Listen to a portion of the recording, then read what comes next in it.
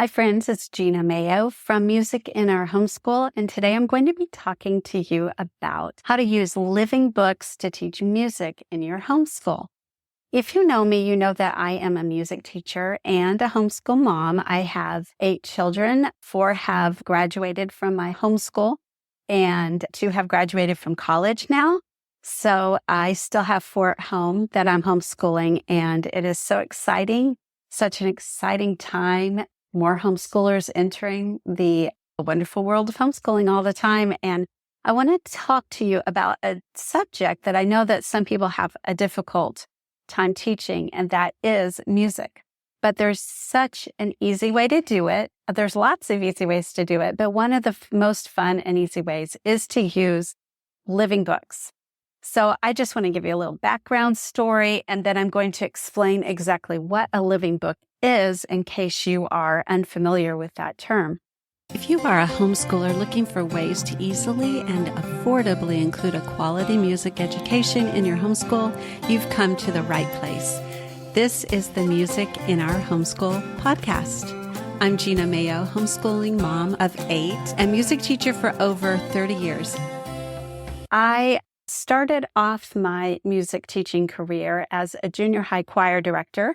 And then after 3 years, I switched over and started teaching elementary music. And I loved that job. It was at a brand new school. 2 new elementary schools opened up in that district that year. So I talked back and forth with the brand new music teacher at the other elementary school in my district, and we shared ideas and things. We were both new to teaching elementary music. And one of the things that the district encouraged us to do that year was to write grant applications to see if we can get some bigger expense items for our classrooms. So this other music teacher and I both did that, and we both won a grant. I won a set of computers for my classroom because I wanted to use some computer instruction. Now, this was way back in 1996. I think is maybe 97. I can't remember exactly, but the late 90s. So computers were not quite as common in all the classrooms, especially not in elementary music classroom. But I knew there were some great things to use them for, listening to music examples and music games and doing music notation. And so anyway, that was my grant application, but the other music teacher in my district decided to write a grant to get a set of picture books for her classroom. And I thought, picture books for music? What is she doing? So I talked to her and I learned all kinds of great ways to use picture books in a music classroom. And those are some of the things I want to share with you today. The first time I heard the word living book, I had to learn what that meant. And it is actually a term described by Charlotte Mason, who was an educator from England in the late 1800s. And she said that she wanted her students to read living books, which are not dry textbooks, boring books, but they're full of life. They engage the listener or the reader, and they're exciting. Typically, living books are written by one author, and they are sometimes telling a story in order to teach the subject. Biographies are definitely the easiest to understand because biographies are almost always telling a story to teach the person about a person. But you can do it with a science book. Maybe follow a little mouse through his journey of the day and you're learning about mouse behavior. So Charlotte Mason really wanted her students to use living books in their education. And a lot of homeschoolers do that now. We want to use, especially in teaching history, living books, exciting real stories of the past that engage the learner in understanding and really getting excited about history. But we can do that for music too. There are 2 books about the Charlotte Mason method that I would recommend if you are interested in learning more about her and her techniques. One is For the Children's Sake by Susan Schaefer Macaulay, and the other is The Charlotte Mason Companion by Karen Andriola. And both of these have sections on music in them as well. So these ladies don't just talk about using living books for music. There's some other ways to do it too, but that's my focus for the rest of today. Okay, so we've talked about what is a living book, and here is a great definition by a lady named Becky Annual, and she says, a living book is a whole narrative beautifully written by an authority with contagious delight in his or her subject, which engages both the mind and the heart, capturing the imagination and inspiring interest in the subject, igniting a sense of virtue worthy of imitation, and compellingly inviting the reader, both young and old, to read on and read again. So here we go with some ideas for using living books in your music time and in your homeschool. There are 5 different categories of types of living books you can use for music. 1 is composers, 2 is styles or genres, 3 instruments, 4 songs, and 5 is to teach about specific musical pieces. So I'm going to show you some examples and give you some ideas of some of my favorites. First is composers. There are a set of books about composers, the Zizok, reprinted by Zizok Publishing, that are really fun. These are older written books, and these are more in a narrative style. They do have a few illustrations, but mostly it's more like a chapter book. Another thing that's neat in these is they have some music written. So you can it says track 17, so you can either get the audio that goes with it, or you can just look this up on YouTube, or if you play an instrument, you can play it yourself or have your student, your child. But there are quite a few of these with different composers that have been reprinted. So this one's Schubert, here's Haydn, here's Mozart, and I think I have a few more in this stack, but I'll just show these for now. So these are great to read, and these are longer books that would take a little bit more time. There are tons of shorter picture books about composers that you can find in the library. So like much shorter. See, just a few words on each page, lots of pictures that tell about the composer and sometimes have some really fun photographs of like the music written by Bach. Here is a letter written by Bach that you have a photograph of. It will show you some things in their house. So these are great books to engage the imagination and connect history to music. Here is a picture book by Gershwin. This is another wonderful series called the Getting to Know the World's Greatest Composers. I think all of these are written by Mike Venezia. There's his name right there.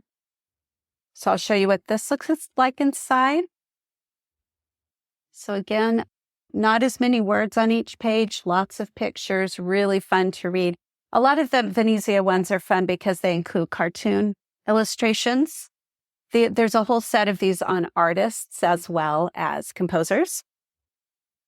And I'll just show you a few more. Here's one about Frédéric Chopin. This one is a shorter book. And then a longer one on Louis Armstrong, much longer. So if you have maybe a middle or high school student who wants to do some type of report, you can also find living books on composers for the older students. Here's another Mike Venezia book on Bernstein. I'll just flip through a few more of these. I have tons of picture books on composers. So many of them. Here's one more that is one of those Zizok Opal Wheeler books.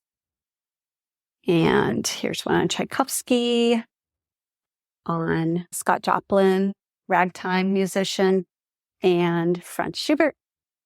Here is one that is a set of composers. So it's not just the one single composer like all those that I just showed you, but this one has just a couple of pages on each composer. So you're getting a wide variety.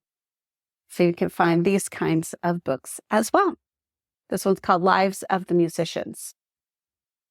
All right. So that is the first category, using picture books, living books to teach about composers. Now let's talk about styles or genres. Here's one book that I really like that has a variety of styles or genres. So you could just use this to understand what style or genre means. This one's called Music Is. Now, before I open it, I want to tell you that this book opens really wide, like I could spread it across this entire room. So when I open it, it's probably going to start to fall apart. Okay, so here, if you're opening it this direction, you get a different genre on each page: classical, Latin, jazz, country, heavy metal, hip hop, rock and roll, rhythm and blues, electronica, pop. And then you get to the end, and what you can do is it says supplemental music. You can open it up the other direction, and it gives you examples of music. So I'm just going to try to open it without it falling completely down. It is falling. So this is a really fun book. Music Is, that I love to look at and use with my students. Okay, so to teach about genres and different musical styles.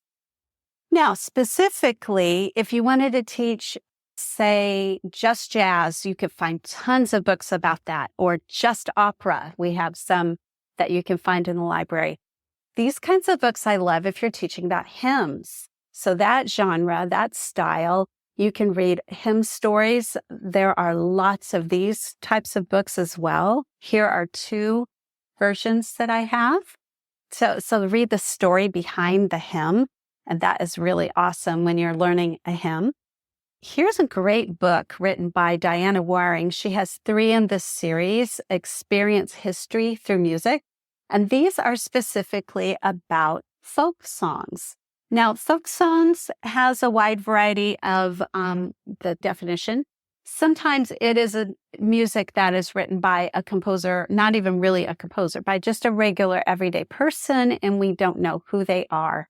It was probably a mom making up a lullaby for her child, or a young man making up a love song to woo the woman he wanted to marry. Or maybe it was a work song, sailors on a ship, or men working on the railroad. It could be the elders of a town wanting to teach the history to the young people in their town. So they wrote a song. So those are what folk songs are. And Diana collected some of these for this book.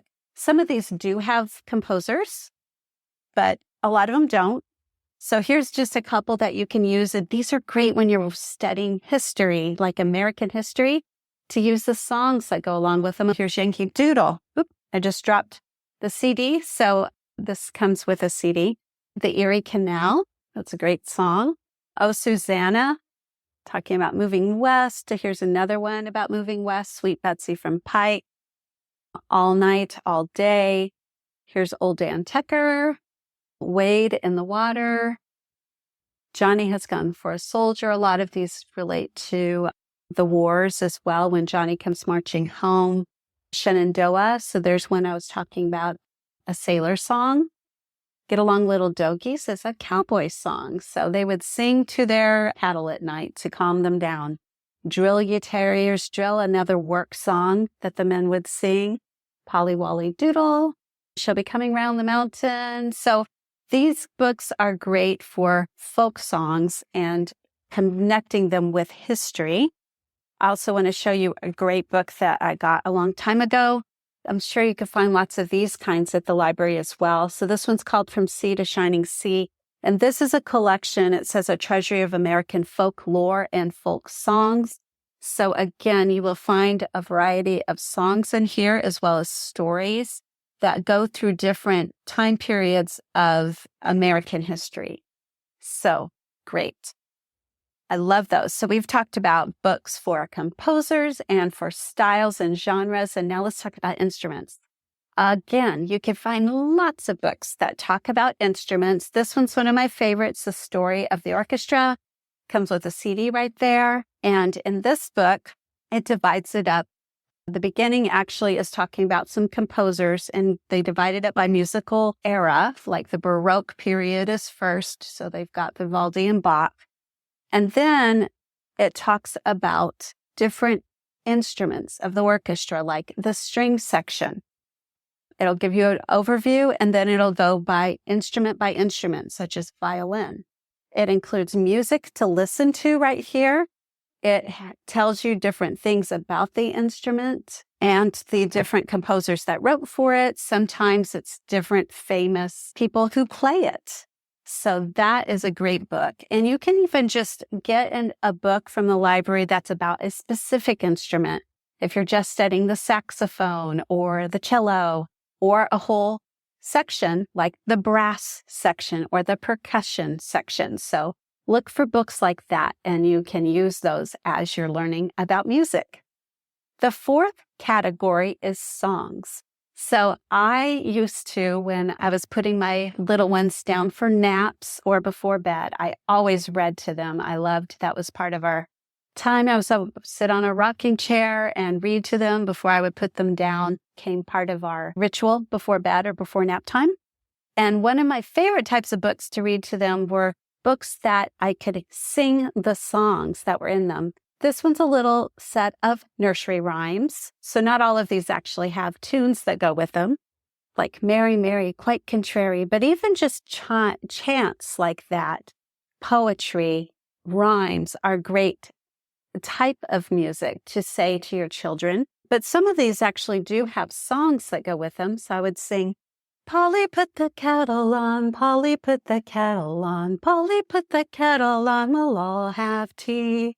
Or oranges and lemons, say the bells of St. Clement's. So I would sing these to my children before I put them to bed. Hickory dickory dock, the mouse ran up the clock. So those are really fun to do. Some books are entire songs, such as The Little Drummer Boy. So you can go, they often even have the music in the back, but you can go page by page and sing, I am a poor boy too, pa-rum-pa-pum-pum.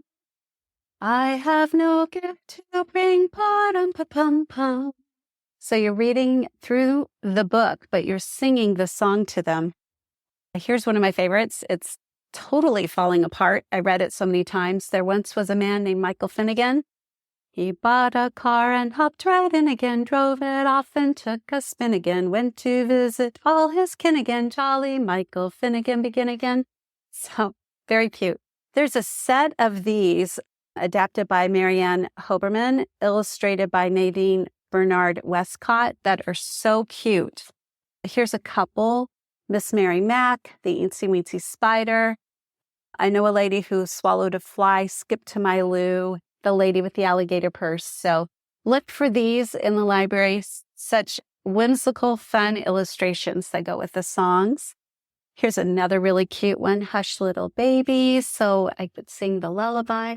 Hush little baby, don't say, Mama's gonna show you a hummingbird. So very cute. That is the fourth category, is to actually use living books that tell a song through the story. And then the last category is to teach about specific musical pieces. I have two examples here to show you, but I have noticed that they keep making more and more of these. So if there's a great piece of music, just do a search and see if there's a living book, a picture book for it that's been made. But the first one I want to show you is Peter and the Wolf, which is a really neat piece of music because it was written by Prokofiev, and he actually wrote a narration, a story that goes with the music. As they're playing through the music, there's words that go through it to tell the story of Peter and the Wolf. This one includes some of the words that goes with the music, but you would want to read the story while you're listening to it as well. So that one is Peter and the Wolf. There's lots of different versions, but this particular one is one of my favorites. Pictures by George Mueller. And then the last one I wanted to show you was the Nutcracker. Another one that you can find lots of different versions. This one I lost the cover for, but the Nutcracker Ballet, so you can tell the story of the Nutcracker and play the music while you're reading the book with it. I hope that has given you some ideas of how simple you can add some music education to your homeschool by using living books, by using picture books, biographies, and different books to teach about styles, instruments, and songs and musical pieces. If you have a question for me, you may reach out, Gena at musicinnourhomeschool.com, and Gena with an E, and I'll be happy to answer any questions, or just reach out any other way you would like to through social media or my websites, musicinnourhomeschool.com and ichoosejoy.org. It's been a pleasure speaking with you today. Bye-bye.